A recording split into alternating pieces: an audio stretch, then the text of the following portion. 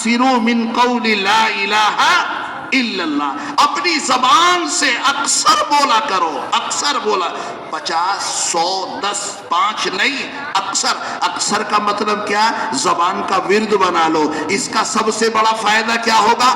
غلط خیالات سے بچ جائے گا آدمی، اور دوسرا فائدہ کیا ہوگا؟ یہ زبان فضول باتوں سے رک جائے گی، اور تیسرا فائدہ کیا ہوگا؟ یہ دل اللہ کی طرف متوجہ ہو جائے گا، اور جب دل اللہ کی طرف متوجہ ہوگا تو پھر اللہ کا وعدہ ہے، میرے بندے تو مجھے یاد کر، میں تجھے فَاذْكُرُونِي أَذْكُرُكُمْ وَاشْكُرُوا لِي وَلَا تَكْفُرُونَ، میرے بندے جب تو مجھے یاد کرے گا میں تجھے یاد کروں گا، تو مجھے زمین پر یاد کرے گا میں تجھے عرش پر یاد کروں گا، تو مجھے بندوں کے درمیان یاد کرے گا اور میں تجھے فرشتوں کے درمیان یاد کروں گا۔ تو کتنا آسان عمل ہے، کریں گے انشاءاللہ، کریں گے بھائی، کیا؟ لا الہ الا اللہ۔ اور حضرت ابو ہریرہ رضی اللہ تعالیٰ عنہ سے ایک دوسری روایت ہے، اللہ کے حبیب صلی اللہ علیہ وسلم نے ارشاد فرمایا کہ لا الہ الا اللہ محمد الرسول اللہ کی کثرت رکھو اپنی زندگی میں، اپنے ہوش و حواس میں، اپنے رات و دن میں، قبل اس کے کہ موت کا وقت آ جائے اور پھر تم نہ کہہ سکو ان الشیطان لکم عدو مبین۔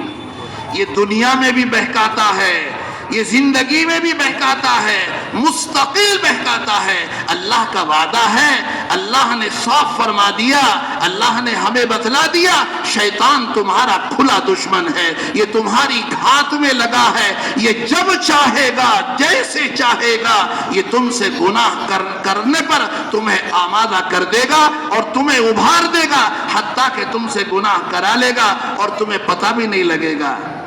آدمی کہتا میاں اگر ہمیں ہمارے دشمن کا پتہ لگ جائے تو ہم اس سے اپنا بچاؤ کر لیں۔ اللہ تبارک و تعالیٰ نے ہمارے آنے سے پہلے ہمارے دشمن کا نام ہمیں بتا دیا، اور ہمیں یہ بتا دیا کہ یہ ہر وقت تمہارے پیچھے ہے، یہ تمہارا پیچھا نہیں چھوڑے گا۔ مسجد میں بھی آؤ گے وہاں بھی تمہارے ساتھ، سفر میں جاؤ گے وہاں بھی تمہارے ساتھ، اندھیری ہے وہاں بھی تمہارے ساتھ، روشنی ہے وہاں بھی تمہارے ساتھ، دریاؤں میں جاؤ گے وہاں بھی تمہارے ساتھ، جہاں بھی جس حال میں بھی رہو گے شیطان ہر شخص کے ساتھ ہر حال میں اس کا پیچھا کرنے پر لگا پڑا ہے اور اس گھات میں لگا پڑا ہے۔ اللہ کے بندے کو اللہ سے توڑ دو تو ذکر اللہ کی حقیقت اور اس کا اثر یہ ہوتا ہے کہ جب آدمی کا دل اللہ کی ذکر کی طرف متوجہ ہوتا ہے یہ انسان گناہوں سے بچتا چلا جاتا ہے، شیطان اس سے بھاگتا چلا جاتا ہے۔ جب یہ کثرت سے اللہ کا ذکر کرے گا، اس کی زبان پر برابر لا الہ الا اللہ ہوگا تو بولو شیطان مایوس ہو جائے گا کہ نہیں ہو جائے گا؟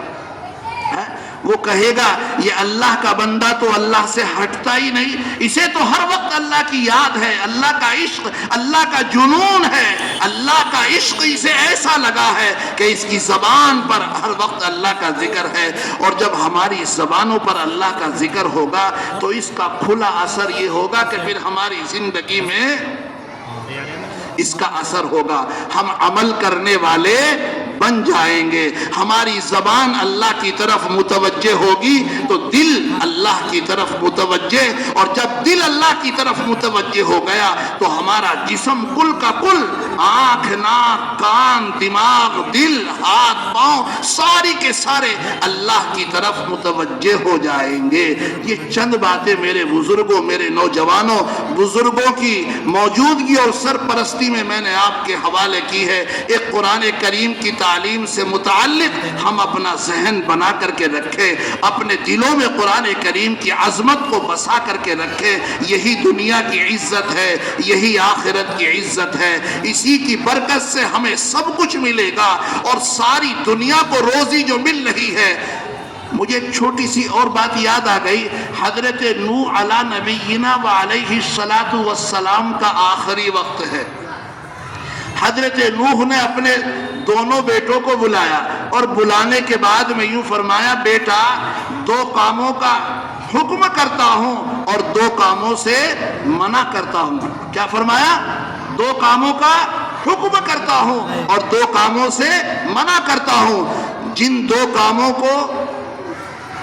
کاموں سے منع کیا وہ فرمایا تکبر سے بچو. کیا فرمایا؟ تکبر سے بچو.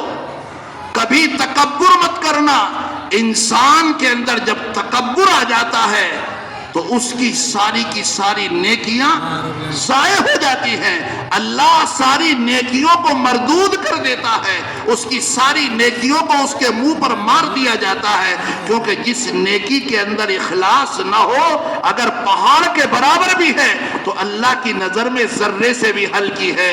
اور نیکی ذرے کی برابر ہے اور اخلاص بھرپور ہے تو اللہ کی نظر میں پہاڑ سے بھی زیادہ وہ نیکی وزنی ہو جاتی ہے. تو حضرت نوح نے اپنے بیٹوں کو کیا فرمایا؟ تکبر سے بچو. اور دوسرے کام سے منع کیا کہ شرک سے بچو. اللہ کے ساتھ کبھی کسی حال میں بھی کسی کو شریک مت کرنا. سب کچھ کرنے والا اللہ ہے. تو یہ دو کام بتائے کہ جن سے بچنا ہے. نمبر 1 تکبر اور نمبر 2 شرک. یہ نصیحت ہمارے لیے بھی ہے. بولو ہم سب کے لیے ہے کہ نہیں ہے؟ تکبر سے ہمیں سب کو بچنا چاہیے. شرک سے ہمیں سب کو بچنا چاہیے. شرک ایسا منحوس گناہ ہے, ایسا گندا اور ایسا غلیظ ترین گناہ ہے کہ اللہ تبارک و تعالی فرماتے ان اللہ لا یغفر ان یشرک به ویغفر ما دون ذلک لمن یشاء. کہ اللہ تبارک و تعالی شرک کے علاوہ کتنے بھی گناہ ہوں اللہ سب کو معاف فرما دیتا ہے. مگر شرک ایسا بڑا گناہ اور ایسا گندا گناہ ہے کہ اللہ تبارک و تعالی اس کو معاف نہیں فرماتے ہیں. اسی طریقے سے تکبر بھی ہے. تو ان دو چیزوں سے ہمیں سب کو بچنا چاہیے. اور دو کام اپنی اولاد کو جو کرنے کے بتائے وہ کام کیا ہے؟ نمبر 1 لا الہ الا اللہ. بھائی توجہ کریں, توجہ رکھیں ذرا. دو کام جن سے بچنا ہے وہ کیا ہے بھائی؟ جن دو کاموں سے بچنا وہ کیا ہے؟ تکبر اور شرک ہے. اور جن دو کاموں کو کرنے کا حکم دیا وہ کیا ہے؟ لا الہ الا اللہ. کثرت سے پڑھنا ہے. لا الہ الا اللہ کو کثرت سے پڑھنا ہے. اور دوسرا کام کیا ہے؟ سبحان اللہ و بحمدہ. یوں فرمایا کہ یہ تمام کے تمام جانوروں کی عبادت ہے. سبحان اللہ و بحمدہ. تو پرندے درندے اللہ کی عبادت کریں اور بندہ انسان جو اشرف المخلوقات ہے یہ اللہ کی عبادت سے محروم اور دور رہے. بڑی خسارے کی بات ہے. تو یہ دو چیزیں جن سے ہمیں بچنا تکبر اور شرک ہے. اور جو دو کام ہمیں کرنے ہیں وہ کیا ہے؟ لا الہ الا اللہ کو خوب پڑھنا ہے, انگن پڑھنا ہے. رات میں دن میں سوتے جاگتے چلتے پھرتے ہمیں خوب پڑھنا ہے. اور دوسرا کام کیا ہے؟ سبحان اللہ و بحمدہ. اللہ کے حبیب صلی اللہ علیہ وسلم ارشاد فرماتے ہیں کہ تمام کائنات کو اللہ تبارک و تعالی اس کی برکت سے روزی عطا فرماتے ہیں. تو جب اللہ ساری کائنات کو اس کی برکت سے روزی عطا کر رہا کو عطا نہیں کرے گا. اللہ تبارک و تعالی ہمیں ان تمام باتوں پر اخلاص و للہیت کے ساتھ عمل پیرا ہونے کی توفیق عطا فرما دے. وآخر دعوانا ان الحمدللہ رب العالمین. السلام علیکم ورحمۃ اللہ. وعلیکم السلام ورحمۃ اللہ وبرکاتہ.